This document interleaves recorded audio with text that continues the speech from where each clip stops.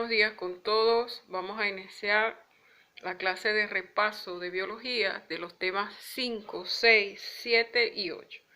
Comenzaremos por el tema 5, biotopo, que son los factores abióticos. Empezaremos entonces por recordar que los factores abióticos son aquellos que constituyen las características físicas y químicas de un ecosistema.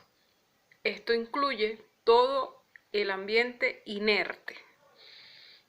El organismo entonces está conformado por aquellos factores climáticos, edáficos, hídricos y los factores bióticos.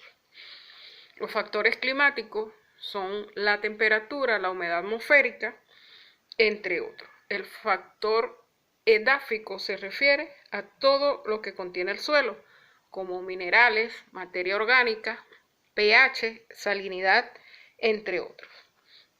El factor hídrico se refiere al agua, como su salinidad, la iluminación que pueda tener el lago, laguna, mar, la temperatura y el pH de ese factor hídrico.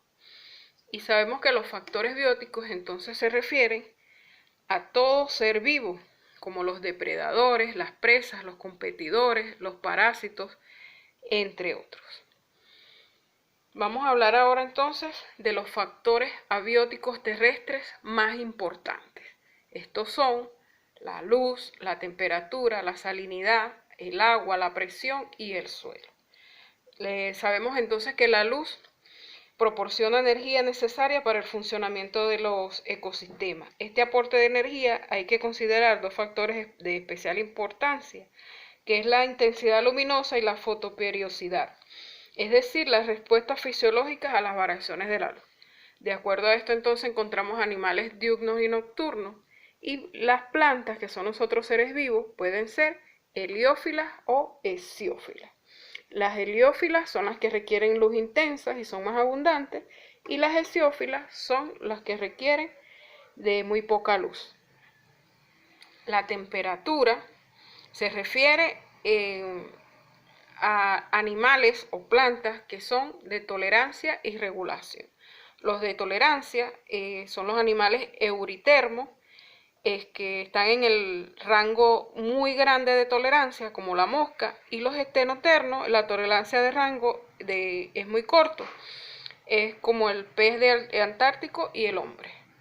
También hay animales que regulan su temperatura, como los poiquilotermos, peces, anfibios y reptiles, que su temperatura depende del medio ambiente, los homeotermos, que su temperatura corporal es constante, son las aves y los mamíferos, y también hay los heterotermos, que son los animales que invernan, como el oso pardo y el zorrillo. Hablaremos ahora de la salinidad o la concentración de sal. Esto afecta principalmente a los organismos acuáticos. Vamos a clasificarlos así. Hay animales eurialinos, como el salmón, que son tolerantes a mucha sal. Los estenoalinos, que son más adaptados al cambio, menos sal, como la trucha. Y las plantas halófitas, que son más tolerantes, como las totoras y la grama salada. Y las glucofitas, que están en medio de menos salinidad, como el llantén. Hablemos ahora del factor muy importante como lo es el agua. Sabemos entonces que el agua puede encontrarse en forma de vapor, en forma de agua líquida y en forma de hielo o nieve. Y la escasez de agua ocasiona varios problemas. De acuerdo a esto, las plantas entonces pueden ser xerófitas, adaptadas a suelos con poca humedad, mesófilas, con pequeña cantidad de agua, pero de forma constante, las hidrófitas, que son plantas acuáticas, y las plantas higrófitas, que son adaptadas a cualquier medio. Y los animales pueden ser terrestres y acuáticos. Los acuáticos pueden ser dulceacuícolas y marinos. Luego hablaremos de la presión atmosférica. Sabemos que la presión atmosférica tiene un valor de 700 milímetros de mercurio. Esta es la altura de la presión atmosférica, disminuye en y con ella la cantidad de oxígeno. A 6.600 metros sobre el nivel del mar, la presión parcial del oxígeno es de solo 80 milímetros de mercurio. Y está la presión hidrostática, que aumenta a razón de una atmósfera por cada 10 metros de profundidad en el agua. Luego tenemos al suelo. El suelo sabemos que es el medio de soporte físico y sustento nutritivo para el crecimiento de vegetales, y es la base de todos los ecosistemas terrestres. Y también es el hábitat de microorganismos como bacterias y hongos. Además presenta una microfauna por insectos y detritívoros. El suelo distingue varias capas, las cuales se denominan horizonte, horizonte O, horizonte A, horizonte B, horizonte C, y la roca madre, que desde allí es que se origina el suelo. Vamos a hablar ahora del tema 6, biocenosis 1, que se refiere a las relaciones intraespecíficas. Y del tema 7, también sobre biocenosis 2, que se refiere a las relaciones interespecíficas. Sabemos entonces que la biocenosis son todos los seres vivientes de un ecosistema.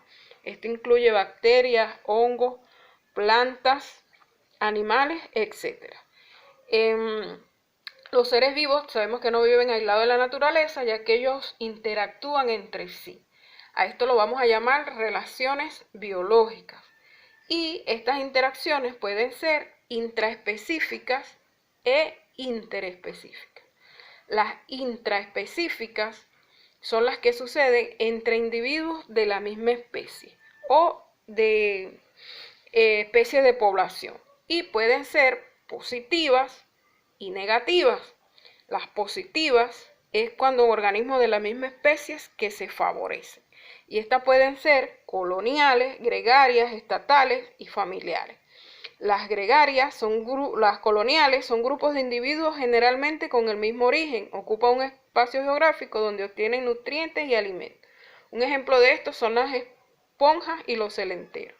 Las asociaciones gregarias se agrupan para migrar y defenderse, por ejemplo, las sardinas y el atún. Las estatales comparten un lugar donde viven y hay jerarquía entre los miembros, por ejemplo, las abejas y las hormigas. Y las familiares están formadas por los progenitores y sus hijos, buscan parejas para formar otra familia, y son un ejemplo de esto las gorilas y cigüeñas. En las negativas tenemos a la competencia. Estos son organismos de la misma especie que compiten. La competencia garantiza la supervivencia de los más aptos. Por ejemplo, el alimento en una manada de leones. Aprovechamos entonces, hablamos de biocenosis 2, de las relaciones interespecíficas. Sabemos que una interacción interespecífica es una recíproca que se realiza entre dos poblaciones de especies diferentes.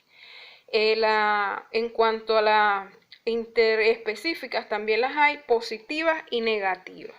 Las positivas es cuando un organismo o dos se benefician. Entre estas tenemos el mutualismo, que es cuando interactúan de manera que ambos se benefician y una no puede vivir sin ella.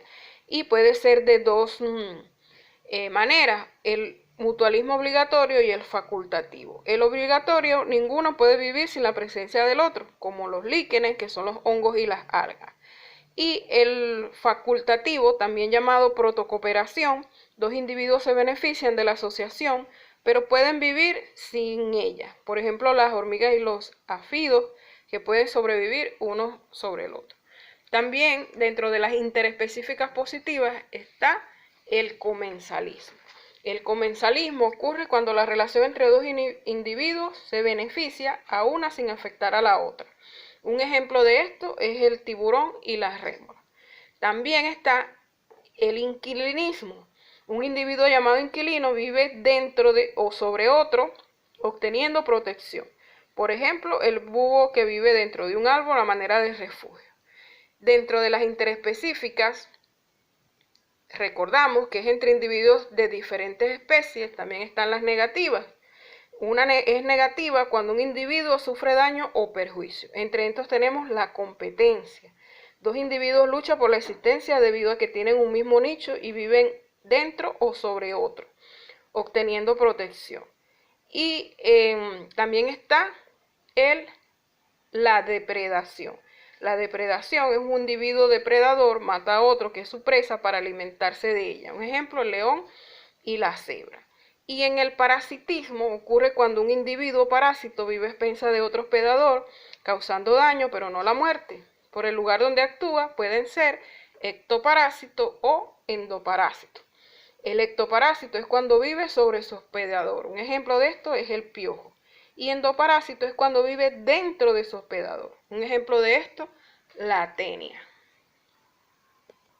Seguimos ahora con la cadena alimenticia, el tema 8. La cadena alimenticia es la sucesión de energía en la que un ser vivo consume a otro, luego este es consumido por otro y así sucesivamente. Sabemos que las cadenas entonces están estructuradas y eso se llama niveles tróficos. Dentro de los niveles tróficos entonces tenemos a los productores, que son las hierbas, acacias, baobab, etc. Es decir, los productores pueden ser las plantas, los consumidores, que se clasifican en herbívoros, carnívoros de primer orden, carnívoros de segundo orden, y los descomponedores, que son hongos y bacterias.